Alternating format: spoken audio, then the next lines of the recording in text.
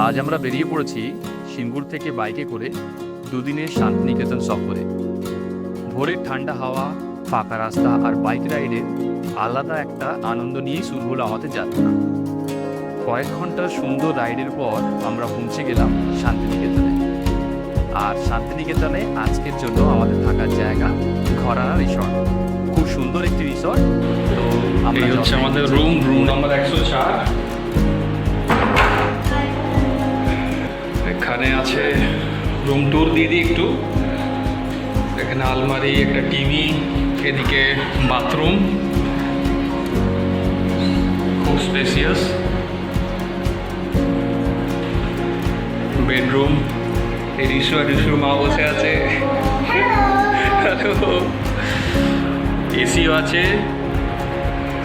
আর এদিকে একটা ব্যালকনিটা দেখাই একটু। এই ব্যালকনির বাইরে আমার গাড়ি রাখা আছে। হচ্ছে ব্যালকনি, প্রত্যেক ঘরের সঙ্গে একটা করে অ্যাটাচ।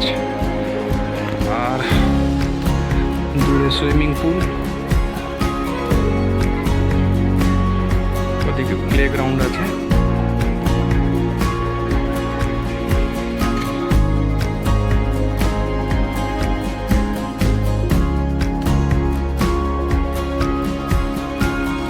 রিসর্টের মধ্যে সুইমিং পুল দেখে আমরা থাকতে না পেরে ঝাঁপিয়ে পড়লাম সবাই মিলে সুইমিং পুলে। রিসু একটু বলে দে, এটা কেমন লাগছে, আনন্দ হচ্ছে? কেমন লাগছে তোমাদের? আমার তো প্রচুর ভালো মজা হচ্ছে। আচ্ছা, আর রিসুর মায়ের কেমন লাগছে জিজ্ঞাসা করিনি একটুখানি? খুব আনন্দ হচ্ছে বলছে। আর রিসু অনেক আনন্দ করছে। আর ছেটকায় জল।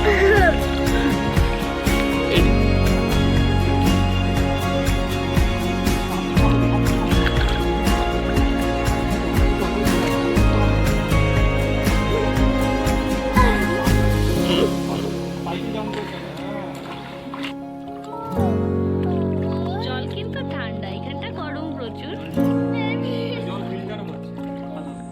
সুইমিং পুলে চান করে আমাদের প্রচণ্ড খিদে পেয়ে গেছিলো, তো আমরা তাড়াতাড়ি চলে গেলাম লাঞ্চ। রয়েছে ভাত, এখানে আলু পোস্তর তরকারি, অমলেট, এদিকে ডাল।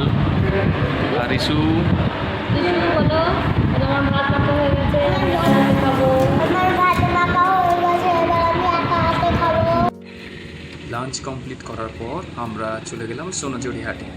মানে শান্তিনিকেতন আসবো, সোনাঝুরি হাট আসবো না তো হতে পারে। তো আমরা যথারীতি চলে গেলাম সোনাঝুরি হাটে।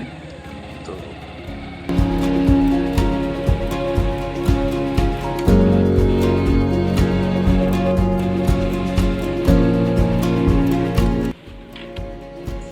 সোনাঝুরি হাটে এসে বেশ কিছুক্ষণ চললো আমাদের ফটোশ্যুট। রিসু আমাদের খুব সুন্দর সুন্দর ছবি তুলে দিল এবং সত্যি জায়গাটা খুবই ফটোজেনিক। তো আমরা বেশ কিছু ফটো শ্যুট এখানে করলাম।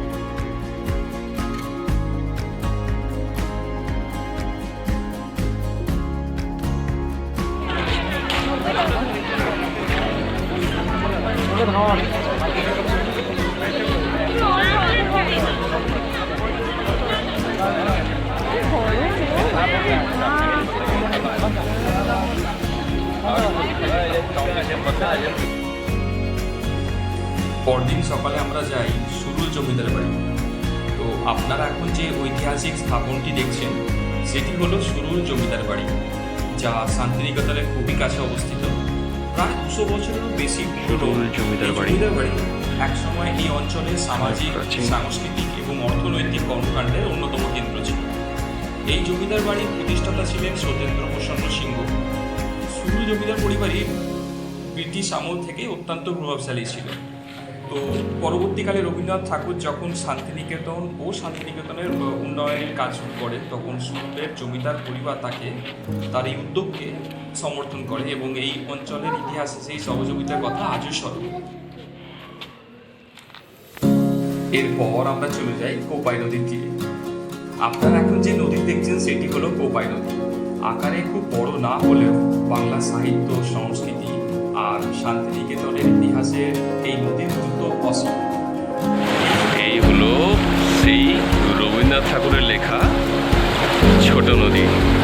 আমাদের ছোট নদী চলে আঁকে বাঁকে, বৈশাখ মাসে তার হাঁটু জল থাকে। পার হয়ে যায় গরু, পার হয় গাড়ি, দুই ধার উঁচু তার উল্লেখ আছে রবীন্দ্রনাথ ঠাকুরের কবিতার মধ্যে। এই সেই কোপাই নদী।